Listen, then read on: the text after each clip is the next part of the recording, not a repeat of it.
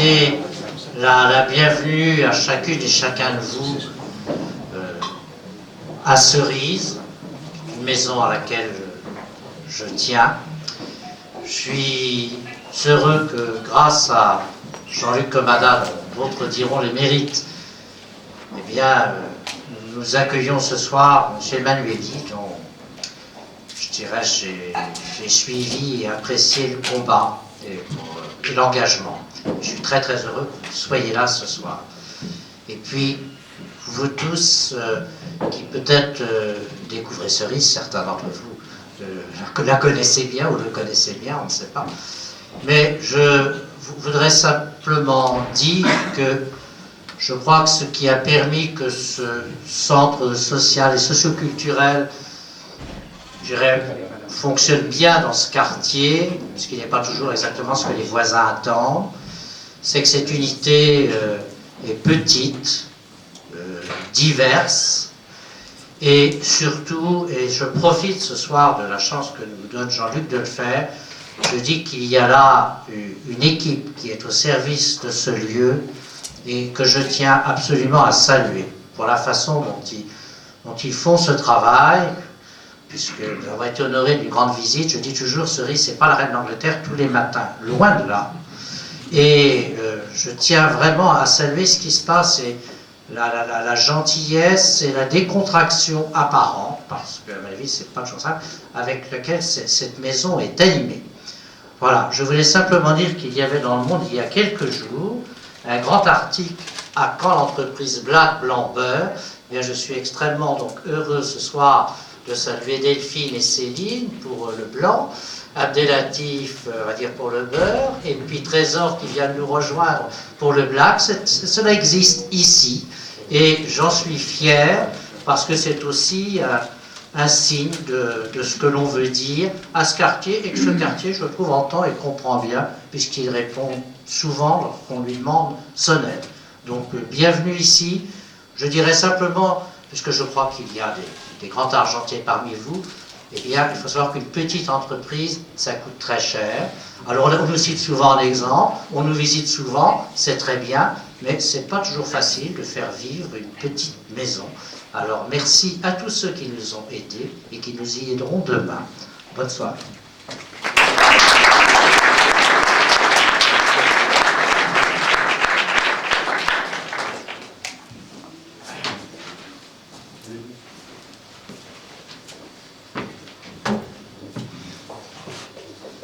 Monsieur le Père, Monseigneur est très révérend Père, Mesdames et Messieurs, je suis particulièrement heureux de me trouver parmi vous et je vous remercie, très révérend Père, de votre accueil.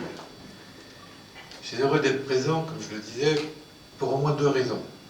La première, évidemment, parce que je vais remettre, au nom du Président de la République, sur proposition de Madame Nelly Ola, ancienne ministre de la lutte contre l'exclusion, la croix de chevalier dans l'ordre national mérite à Monsieur Jean-Luc Comada. Et je suis très honoré qu'il m'ait demandé de la lui remettre. La seconde, c'est parce que cette distinction vient récompenser un bénévole, cofondateur et administrateur de l'association Cerise, créée il y a bientôt 15 ans, et qui est une action exemplaire auprès des jeunes défavorisés. Jean-Luc Comada a un parcours assez surprenant. Il faut d'ailleurs une personnalité hors du commun pour à la fois, pendant ces 20 dernières années, assumer différents métiers et responsabilités au sein d'une des premières banques françaises et développer en parallèle des actions de proximité, comme celle-ci, totalement philanthropique au service des jeunes en grande difficulté. Les développer le soir et le week-end, m'a-t-il dit, puisque je n'ai pas de contraintes familiales. Il me paraît naturel de consacrer un peu de mon temps libre aux autres qui ont besoin d'aide. Rien n'obligeait ce jeune homme à se tourner vers ceux qui sont dans la souffrance physique ou psychologique. Permettez-moi de résumer en quelques mots son parcours de vie. Il est édifiant, car il montre la diversité de ses talents qui l'ont rendu, je crois, particulièrement apte à comprendre les situations complexes de l'exclusion des jeunes. Jean-Luc Comada est né en 1961 à Saint-Germain-en-Laye. C'est là qu'il a reçu une éducation exemplaire, où ses parents et la catéchèse des frères rétariens ont veillé à lui transmettre des valeurs et des références qui vont guider sa vie, tels que l'honnêteté, la persévérance, le courage et surtout le travail. Quand on est fils unique, lui répétait sa mère, on n'a pas le droit de se laisser aller. Et il s'en est souvenu. Je passe rapidement sur ses études au lycée public, où il obtint son baccalauréat en sciences économiques avec mention, ce qui lui permit d'intégrer la faculté de droit à Paris-Sorbonne, où il resta 2 ans avant de se présenter à un concours d'entrée à la Caisse d'épargne. Il fait son service militaire dans le corps de l'armée de l'air à Saint-Cyr-l'École, apprécié de ses chefs qui lui témoignèrent, ce qui est rare, leur reconnaissance après son travail à l'état-major. Après quoi, Jean-Luc Comada commença sur le terrain en tant que gestionnaire de patrimoine son parcours de banquier. Ses qualités durent être appréciées puisqu'il fut sélectionné pour intégrer une filiale de la Caisse des dépôts et puis rejoindre le directeur du développement pour travailler à ses côtés sur la stratégie marketing et distribution. 8 ans après, dans les années 90, il accompagna son patron au siège national des caisses d'épargne, toujours dans l'univers de la stratégie de développement commercial du groupe. Il faut noter qu'en plus de son activité professionnelle, il a passé plusieurs diplômes, comme celui de l'Institut français de marketing, l'école Boulle, et l'Institut de l'objet d'art et du mobilier. Et dernièrement, il vient de se soutenir une thèse à l'ESSEC sur le thème du développement des partenariats. À ce propos, d'ailleurs, depuis juin dernier, Jean-Luc Comada a rejoint la Fédération nationale de l'immobilier comme directeur du partenariat. Le partenariat, me semble-t-il, est le maître mot de l'activité de Jean-Luc Comada. Identifier les alliances éventuelles entre les grands groupes, sentir et anticiper l'évolution du contexte économique, développer avec aisance et diplomatie l'entre-gens, trouver les bons arguments pour réunir les entreprises, leurs stratégies et leurs décisions. Voilà le quotidien de Jean-Luc Comada. Il n'oubliera pas dans son engagement humanitaire. C'est l'idée de reconstruire le lien et de mettre en lien, aménager en quelque sorte le partenariat avec l'autre qui va présider son action. C'est sur cet aspect de l'engagement humanitaire que j'aimerais maintenant pouvoir vous le présenter.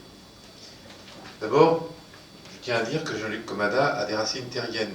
Il se rend le plus souvent possible dans son île bretonne qui lui permet de garder les pieds sur terre et le sens du concret. Il ne s'est pas perdu dans la souffrance qu'il rencontre. Les retours dans son île lui permettent de recharger ses batteries. Il n'a pas hésité non plus, pour trouver un sens à son action, à vivre quelque temps dans un monastère. C'est la part spirituelle de sa personnalité, cette part nécessaire pour aller vers l'autre. Car il fallait être solide, pétri d'espérance et structuré pour accompagner les souffrances et les drames qui sont le lot des personnes exclues. D'abord, il a milité à l'hôpital Jeanne Garnier, auprès des malades en fin de vie. C'est une expérience éprouvante, qui demande équilibre et compassion. Et surtout de pouvoir écouter patiemment et savoir donner de soi.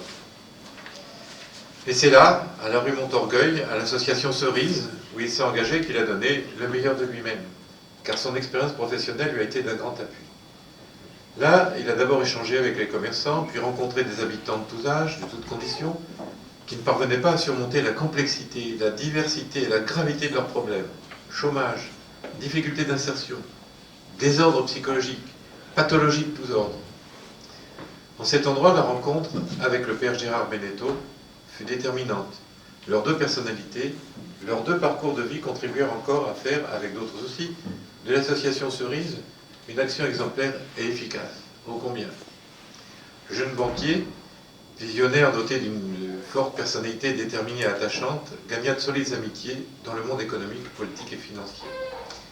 Il sut convaincre, et ces relations permirent des aides financières et le coup de pouce nécessaire à la rénovation de cet immeuble. Plutôt que de conseiller une opération immobilière très rentable, puisque Jean-Luc Comada travaille aussi pour le monde des professionnels de l'immobilier, il s'est vertueux à confirmer l'idée qu'un immeuble à vocation sociale est important, et même capital pour la communauté. C'est ainsi qu'a été développée Cerise.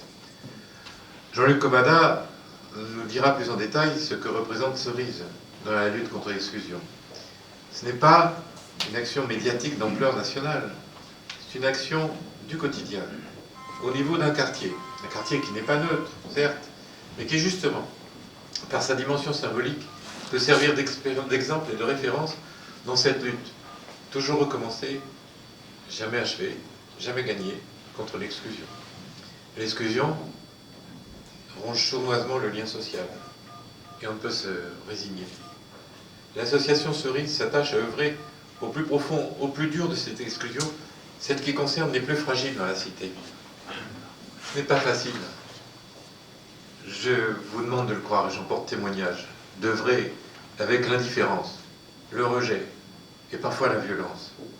Les jeunes gens sans repère ont du mal à trouver leur marque et à faire confiance. Il faut manifester beaucoup de patience et ne pas avoir peur. Peur de l'échec, peur de l'agressivité, peur de se trouver confronté à ses propres limites, peur de perdre même l'espérance et avoir foi en notre projet d'homme, en notre certitude qui rappelle qu'être sur Terre est une manifestation du projet d'amour, d'un plan qui nous transcende. C'est pourquoi Cerise, à l'endroit géographique si particulier de Paris, avec le projet qu'il exprime, a pour moi une grande valeur symbolique.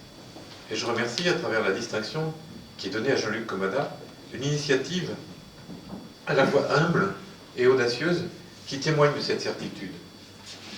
Que tous les acteurs de cette association soient, à travers Jean-Luc Comada, également remerciés.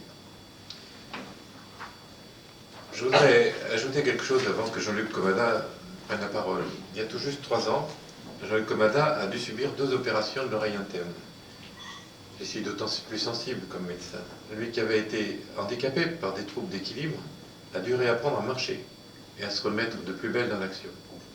Il a tenu à me dire que le milieu hospitalier, le personnel soignant et tous les médecins, dont certains sont ici ce soir, d'une manière générale, toute notre conception du service à la personne a droit à sa reconnaissance et à sa considération. Cette épreuve a été importante pour lui, mais ça a encore éclairé un peu plus le sens de son engagement et renforcé son courage pour continuer à agir auprès de ceux qui sont victimes de souffrances physiques ou psychiques. Il en a acquis, me dit-il, également une certaine sérénité qui lui permet de mettre en perspective et de relativiser son propre sort quand on le compare à la souffrance d'autrui. Ça lui donne aussi plus de force et d'espérance dans son engagement et sa force de travail. Pour son action à Cerise, mais pour tout ce parcours et cet engagement, pour tout ce parcours et cet engagement, il est juste que Jean-Luc Comada soit distingué par les pouvoirs publics. Approchez-vous. C'est pourquoi Jean-Luc Comada, au nom du président de la République, je vous fais chevalier de l'ordre du mérite.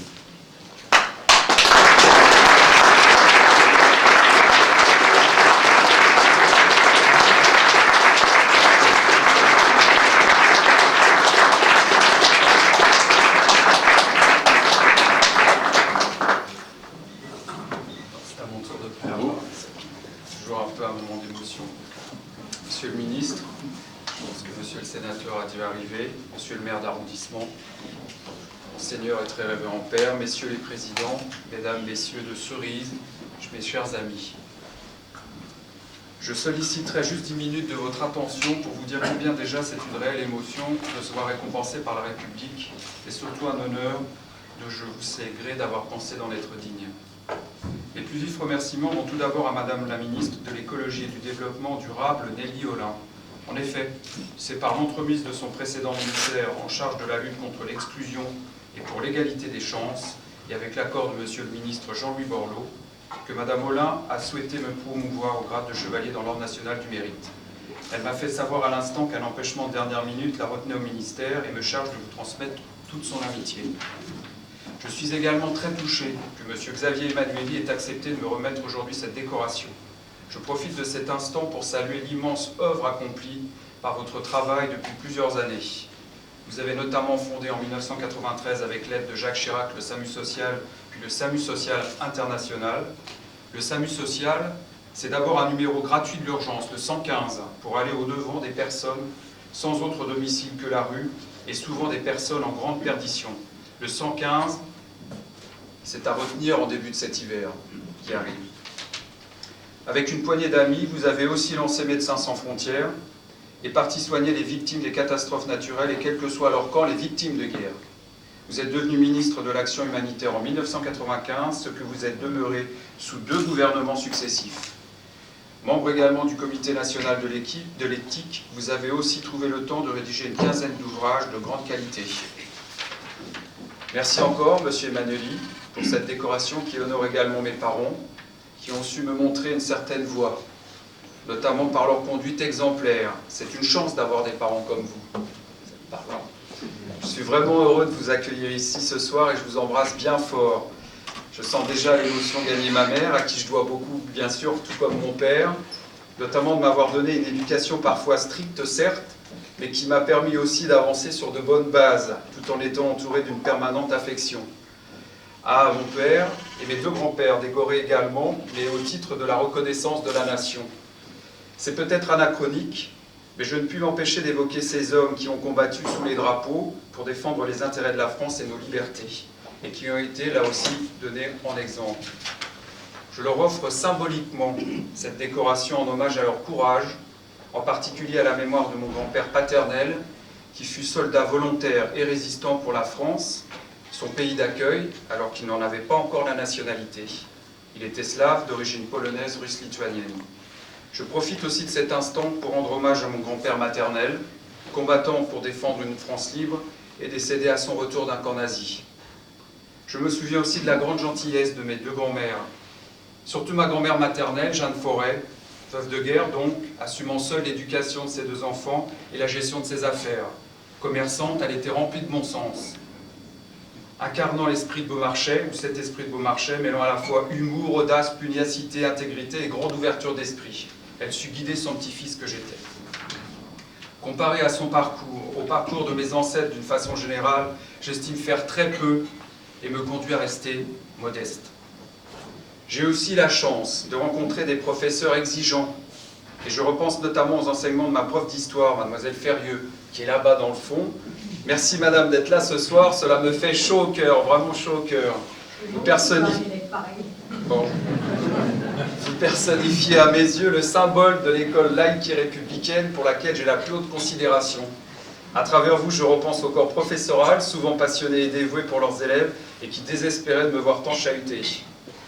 C'est aussi le modèle de mes amis, que j'embrasse de nouveau avec joie et respect, qui chacun dans leur domaine, le service de l'État, la médecine, l'enseignement, le social, la finance, la justice, ont toujours inlassablement persévéré et progressé, m'obligeant également par leur travail ou leur courage à ne pas me contenter d'une situation certes confortable, mais encore en deçà de mes possibilités. Autre atout, celui constitué par des liens fidèles et loyaux construits avec des patrons d'entreprise. C'est grâce à eux que j'ai pu faire de mon expérience professionnelle et personnelle un certain parcours, sans pour autant oublier que cette forme de progression sociale dont j'ai bénéficié, qui est aussi le fruit de mon travail, doit également être l'occasion d'une mise à disposition de ces aptitudes auprès de ceux qui n'ont pas pu avancer au même rythme. Pour revenir un instant sur les dirigeants qui m'ont aidé, je remercie en premier lieu Didier Guillaume, ici présent, auprès duquel pendant près de 8 ans j'ai appris à développer mon potentiel, tout en respectant chacun dans l'entreprise. Merci Didier de m'avoir donné ma chance à 2 reprises, de m'avoir transmis certaines de tes valeurs sur lesquelles je m'appuie encore aujourd'hui dans l'univers professionnel. Dans cet esprit, je remercie aussi de son soutien Pierre Vajda. Il sait avec son épouse Linou combien il compte pour moi. Sachez aussi que ma légitime gratitude se porte vers les membres du directoire de la CNCE, messieurs Guy Cotteret et Nicolas Mérindol, et bien entendu vers le président des caisses d'épargne Charles Millot et son directeur de cabinet, monsieur Thierry Gobert. Le président du Crédit Foncier, François Drouin, et le président de la FNAIM, René Palincourt, sont également de grandes références et soutiens. J'ai de même une cordiale et sincère pensée pour messieurs Marc Gazunot, Alexis Dadier, Christiane Vicaire, Françoise Lepalec, Frédéric Snelan, Frédéric Monsu, Denis Fichot, Joël Charvy et bien d'autres encore. Mesdames, Messieurs, je suis très touché et honoré de votre présence ce soir. Elle démontre aussi quelque part votre dimension humaine, votre intérêt pour notre esprit de solidarité, et vous en remercie bien sincèrement. Tout comme mes collègues d'ailleurs, avec lesquels j'entretiens des relations amicales de travail depuis plusieurs années, à tous mes amis présents ou absents, j'adresse ma plus profonde et sincère affection. À ce propos, permettez-moi encore de vous parler juste un court instant d'un vieil ami de notre famille, d'un parent, pour qui j'éprouve une profonde reconnaissance. Je citerai donc Bernard de Saint-Léger. Je l'apprécie entre autres parce qu'il m'a donné l'opportunité de venir rejoindre sa liste électorale en me confiant mes premières responsabilités de citoyen dès la sortie de mon adolescence. Quand il a pris connaissance de cette bien sympathique nouvelle, il m'a adressé une carte spécialement choisie pour la circonstance. Il s'agissait d'une colombe de la paix sur laquelle sont juchés des médecins avec pour devise « Nous luttons contre toutes les maladies, même l'injustice », comme un signe prémonitoire de votre présence aujourd'hui, monsieur Emmanueli. Bernard, une fois de plus, tu suis bien inspiré. Après 25 ans de ta vie passée à être maire d'une commune pas toujours facile à gérer, tu continues à rester dans l'action, puisque tu as mis tout ton dynamisme au service d'une nouvelle cause menée aux côtés de son Altesse le Duc d'Anjou. Par amitié, Charles-Philippe d'Orléans m'a fait d'ailleurs l'honneur d'être venu ce soir, et au titre de son intérêt pour nos actions de lutte contre l'exclusion, qu'il développe lui aussi à travers son ordre hospitalier, qui œuvre pour nourrir, soigner, loger les malades et les plus pauvres à travers le monde. Que suis-je si je ne participe pas, disait Saint-Exupéry. Pour ma part, fort de ces modèles, il m'a paru nécessaire depuis une vingtaine d'années de chercher dans la mesure de mes moyens à me mettre au service de la collectivité. D'abord, dans l'accompagnement des malades en fin de vie au sein d'un centre de soins palliatifs, puis dans le cadre de la création d'une association de lutte contre l'exclusion pour des jeunes en difficulté, ce qui nous amène jusqu'ici. Ainsi, comme vous l'avez fait ce soir, n'hésitez pas à revenir pousser la porte du 46 rue Montorgueil.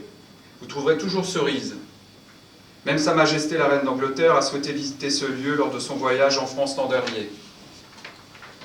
Mais sortons de l'anecdote et revenons à la vocation de cet endroit qui consiste à offrir un peu de place à ceux pour lesquels notre société ou des itinéraires personnels rendent les choses normales de la vie trop difficiles, comme par exemple trouver un logement, rechercher dans de bonnes conditions un travail, apprendre notre langue, avoir une pratique artistique malgré certains handicaps, s'enrichir d'un talent sans grands moyens financiers. Ce sont pour toutes ces raisons que j'ai envie de vous parler de Cerise, où j'ai débuté comme jeune bénévole à une époque où je résidais encore dans ce quartier. Ces années correspondent aussi à la création de ce projet social qui anime aujourd'hui cet endroit et dont le père fondateur est Gérard Beneteau. Depuis 15 ans, où je devrais plus officiellement le nommer Monseigneur le supérieur général de l'oratoire, et mon GPS, mon guide permanent spirituel en quelque sorte. Un mot d'information sur l'oratoire. C'est une congrégation qui commence à Rome sous la Renaissance et qui développe depuis un esprit d'idéal au service des plus fragiles. Depuis le XVIIe siècle, l'oratoire, c'est aussi le grand collège et lycée, attentif à former les acteurs du monde de demain. Sympathie ouverte à tous ceux qui cherchent à aller au-delà du conventionnel et des habitudes, est par exemple une des constantes de l'esprit oratorien. Pour la petite histoire, un matin, Gérard distribuait des tracts dans la rue Montorgueil. Je ne savais pas qui il était et me suis pourtant arrêté pour engager le dialogue. Nous avons discuté pendant de brefs instants des problèmes du quartier, de la soupe chaude distribuée chaque soir l'hiver à ceux qui ont faim, devant l'église Saint-Eustache où nous avions dû nous croiser. Oui, j'ai bien dit ceux qui ont faim. Saviez-vous que sur 2 millions d'habitants à Paris, 250 000 vivent en dessous du seuil de pauvreté? Toutes ces préoccupations, je les ai immédiatement partagées avec le père Beneteau, cette personnalité hors du commun, et ce fut le début d'une solide et respectueuse amitié. Comme Saint Vincent de Paul, qui habitait non loin d'ici, en haut de cette rue, à la Cour des Miracles, le père Gérard Beneteau portait alors secours à ceux dont la société voulait avant tout s'écarter. Une forme de Samu, là encore, en quelque sorte. Par ses actions ouvertes sur les réalités du monde qui l'entoure, ce grand penseur a su me convaincre de mieux participer à un projet de ville plus solidaire qui contribuerait à renforcer la cohésion sociale, notamment en direction de jeunes adultes, d'où sa proposition de venir le rejoindre pour fonder Cerise. J'entrais alors dans l'action humanitaire de terrain au service des plus démunis. Cela se passait il y a bientôt 20 ans. Nous étions déjà dans la réalité qui fait aujourd'hui la une de l'actualité. Cerise, ce nom de fruit, signe de printemps, veut dire carrefour, échange, rencontre, insertion, Saint-Eustache. Cerise, c'est le développement de liens très forts que précisément nous avons souhaité tisser avec tous ceux qui font la vie et l'âme de ce cœur de Paris, c'est-à-dire ces rues piétonnes, ces commerçants et bien sûr ces habitants que je salue et remercie tout particulièrement ce soir. Merci d'avoir accepté notre voisinage avec sa grande diversité. Au départ, ce n'était pas gagné d'avance. N'oublions pas aussi les soutiens très divers reçus à ce projet, notamment la contribution d'artistes musiciens, plasticiens, les institutionnels attentifs aux réalités du temps. Une stratégie de partenariat fut ainsi engagée avec le concours de la Fondation de France, la Caisse d'allocation familiale, la mairie de Paris, la Caisse des dépôts et consignations, la préfecture, sans oublier aussi la direction des affaires culturelles et bien sûr les élus, notamment du 1er et 2e arrondissement et la région Île-de-France. Il faut préciser que c'est grâce à Jean-Paul Huchon que la région a été un de nos premiers partenaires financiers. Le président de la région Île-de-France et le maire de Paris m'ont d'ailleurs chargé de vous transmettre leur témoignage de sympathie et rappeler tout l'intérêt qu'ils portent à défendre notre cause. Je souhaite aussi saluer monsieur le sénateur Roger Carucci qui par amitié a fait la démarche de venir nous retrouver ce soir, s'il est arrivé, et afin de montrer son attachement à notre expérience. Monsieur le sénateur, le lieu et la circonstance me conduisent à rappeler à tous votre engagement à titre personnel ou pour la région dans de nombreux projets de dynamique, de progrès, de tolérance et de justice sociale, et ceci depuis de nombreuses années. Cette cause trouva également un appui déterminant auprès de l'archevêque de Paris, Monseigneur 23, à l'époque jeune évêque auxiliaire. Ce dernier favorisa les travaux de réhabilitation des locaux, puisque l'immeuble appartient à Saint-Eustache, et favorisa en particulier le projet très créatif du Café Reflet, où nous sommes réunis, un peu à l'étroit, j'en conviens, et vous prie de m'en excuser, mais cela fait partie aussi de la sympathique ambiance de la vie associative de proximité. Je tiens aussi à remercier un voisin, un allié des premiers moments, je veux dire la Caisse d'épargne de France Paris, juste à côté, rue du Louvre.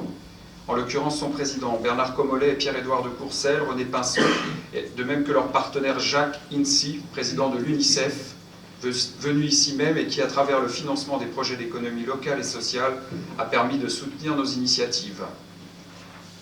Pour mieux comprendre la philosophie de cette politique philanthropique peu courante dans une banque, je voudrais vous citer le président des caisses d'épargne Charles Millot qui a dit un jour « Avec les projets d'économie locale et sociale, un dispositif sans équivalent dans notre pays, nous soutenons les initiatives d'hommes et de femmes qui déploient leurs énergies à animer la vie locale et à rendre notre société plus solidaire.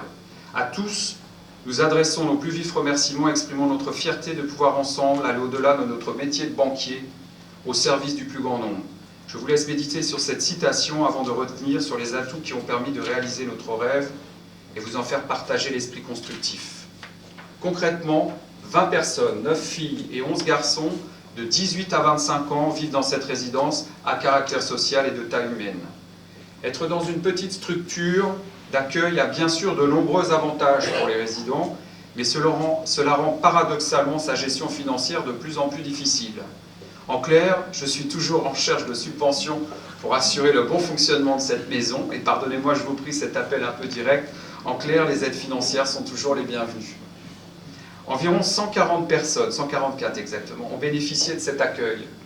Ici même, le Café Reflet, dont le plafond de photographie représente des vues prises des chambres d'habitants du quartier, sert de salle de répétition pour le soutien scolaire et de lutte contre l'illettrisme. Cette année, 70 élèves sont suivis par une cinquantaine de bénévoles. Bien souvent, ces bénévoles sont des seniors qui ont souhaité prêter leur expérience à cette mission d'entraide. Une vraie réussite, gagnant-gagnant, entre les différentes générations, des mains tendues pour aider les jeunes à mieux affronter l'avenir. Sont également proposés des cours de français pour adultes, suivis par une soixantaine d'étrangers et menés par une dizaine de professeurs. Là encore, tous bénévoles. Nous avons d'ailleurs plus d'une cinquantaine de bénévoles sur une dizaine d'activités différentes qui touchent aussi le domaine culturel, artistique et musical. Comme vous le constatez, Cerise a été un vrai catalyseur pour fédérer des énergies et des compétences.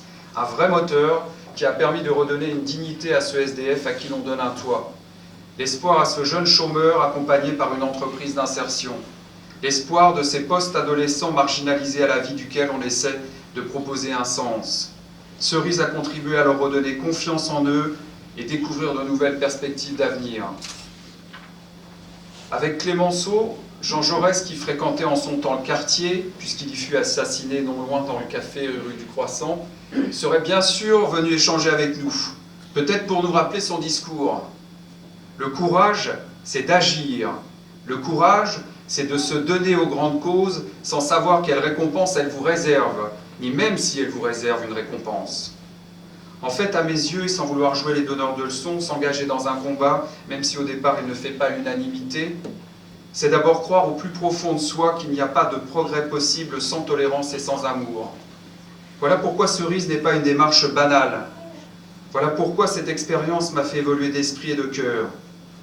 Du cœur, voilà bien l'élément, ou plutôt la force qui nous réunit ce soir et dont le mérite revient quelque part à beaucoup d'entre vous. Je pense en particulier à Bruno Chabrol, puis Delphine Roux, qui gère avec efficacité cette maison. Aux administrateurs et excellents amis, Georges Point, le père Luc Forestier, Daniel Fandeur, Fabrice Bento, Anne de Rambuteau, Brigitte Lévesque, Jérôme Vignancourt, Nicolas Godefroy. Et bien sûr, ceux qui animent avec passion ce lieu, comme Céline, Driss, Trésor, Abdelatif, Bernard et toutes les équipes de bénévoles. Je pense enfin, et pour en terminer bientôt, à mon ancien voisin, le docteur Christian Miodowski, qui depuis plus de 15 ans a fait un travail énorme sur le terrain en faveur d'une population de jeunes de ce quartier, des jeunes en grande souffrance, tant sur le plan physique que psychologique. D'une manière générale, toute la conception du service à la personne a ma plus haute considération. Enfin, pour conclure, Monsieur le ministre, Monsieur Emmanueli, Mesdames, Messieurs, chers amis, sachez que je ferai tout pour être à la hauteur de ce témoignage de confiance et souhaite que cet honneur rejaillisse sur tous ceux et toutes celles qui servent la cité avec le meilleur d'eux-mêmes. Je suis vraiment heureux d'avoir pu contribuer à réunir tant de personnes qui au départ n'auraient jamais été amenées à se rencontrer. Heureux de pouvoir avec vous partager ensemble un moment d'exception et d'émotion qui s'appelle la fraternité. Voilà, j'espère ne pas avoir été trop ennuyeux et vous remercie de votre attention. Je vous sais gré d'accepter la simplicité de notre accueil. Soyez persuadés qu'il se veut le plus chaleureux possible et vous invite dès maintenant à partager ensemble le verre de l'amitié offert par l'association.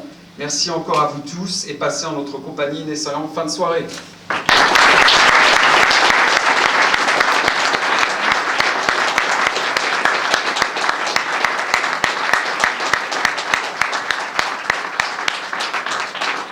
Encore une fois, merci Jean-Luc que cela se passe ici. Je voudrais, pour savoir, je cherchais des yeux, je voudrais que mon successeur, le père Forestier, je dirais, vienne ici. Ce lieu est ouvert absolument, je dirais, à toute personne qui en a besoin, mais il est clair qu'il est né de la responsabilité que l'on a quand on est en charge d'un lieu comme Saint-Eustache au cœur de Paris et qu'on veut parler de ce que l'on croit. On se doit d'avoir des gestes et la soupe est ce lieu qui illustre nos convictions. Et ce lieu ne peut continuer aussi que grâce à ce lien que nous n'évoquons pas tous les jours, mais qui se trouve un peu caché dans le nom de Cerise avec Saint-Eustache, et je tenais à le dire.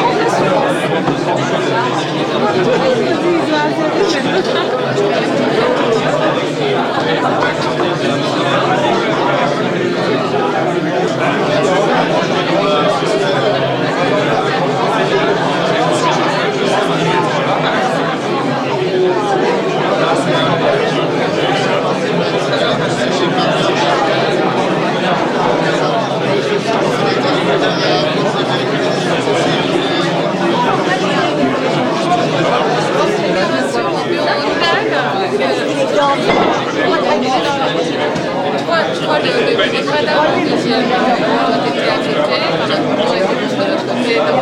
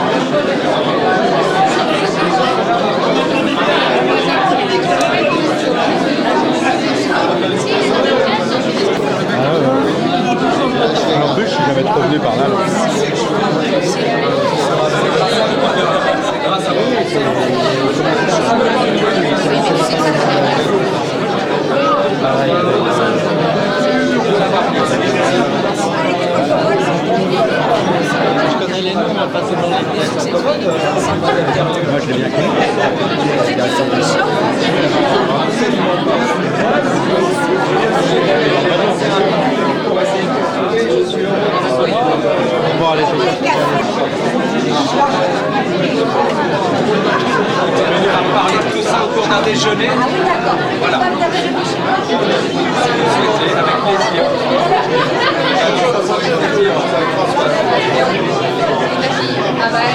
Vous avez le mien.